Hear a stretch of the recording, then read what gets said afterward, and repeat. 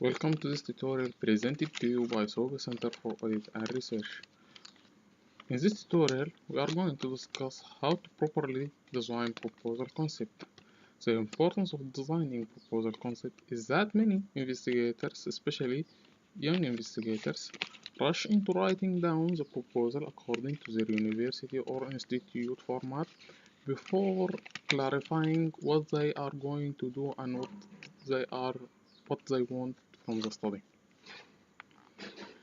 In this short presentation, we are going to discuss how to make sure that your proposal will be consistent with each other, starting from the source of idea for your study until the stage of data analysis.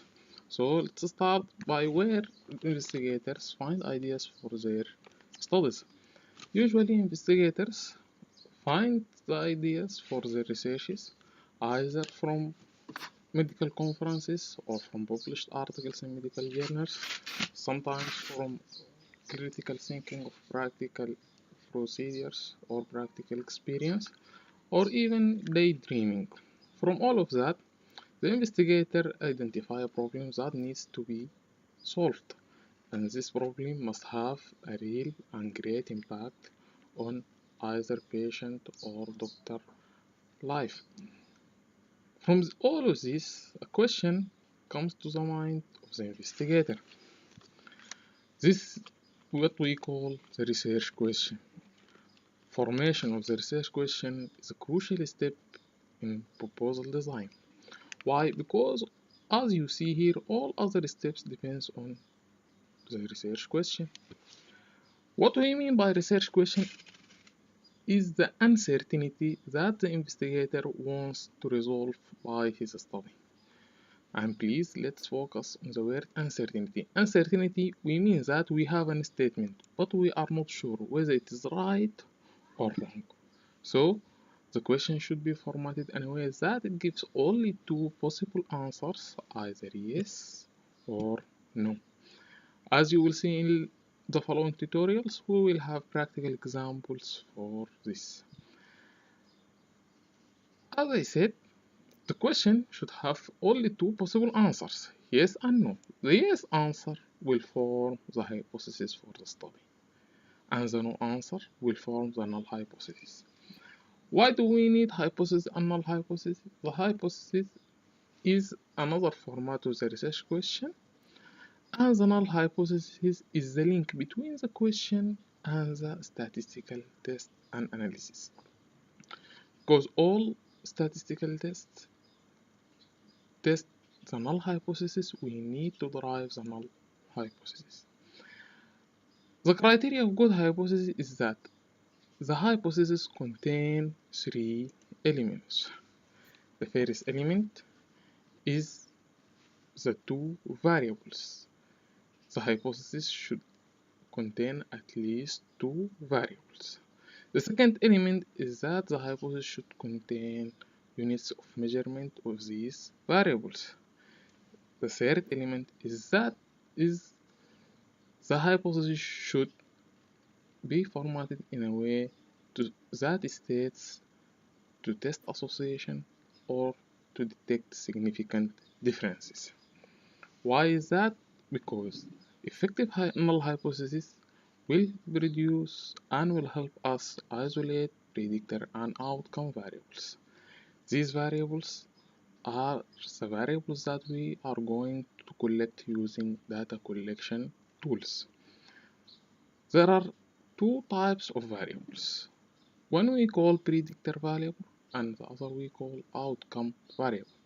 The predictor variable corresponds to the independent variable and the outcome variable corresponds to the dependent variable. However, we would like to use the term predictor and outcome because one variable in the study can be used sometimes as dependent variable and other times as independent variable.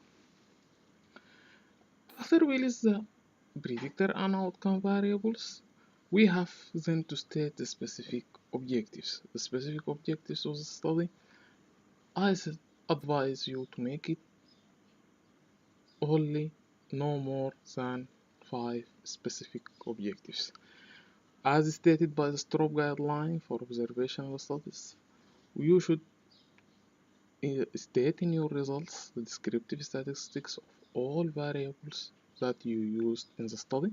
So the very specific objective should be to measure the descriptive statistics of predictor and outcome variables.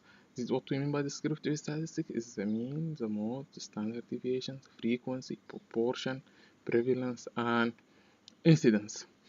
The other specific objective should be subjected to test association. What we mean test association is that to detect is there association between predictor variable and outcome variable. After we determine the hypothesis and the predictor outcome variable and the measurement units, this will help us directly to use the suitable test of association or statistical ratio to be used. This also depends on the type of study.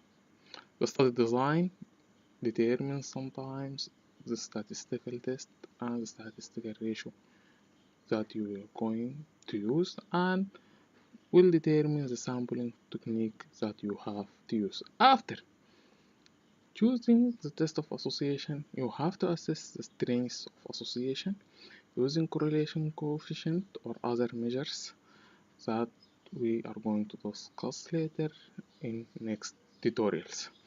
So let's do it fast again. We should start by research question. We should state this question in a way that gives us only yes or no answer. We have we may have many research question, but each study have primary research question and secondary research question as we are going to see in the next tutorial. The hypothesis and null hypothesis should be derived and stated correctly.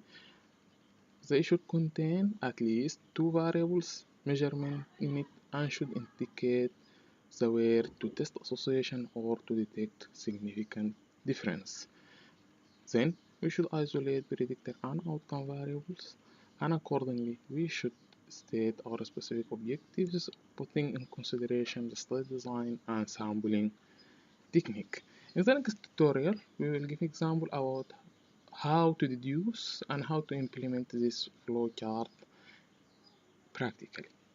So don't forget to subscribe to our SCAR channel on YouTube and to follow our activities on scaronline.com. For further information, I suggest you refer to the book Designing Clinical Research, and we look forward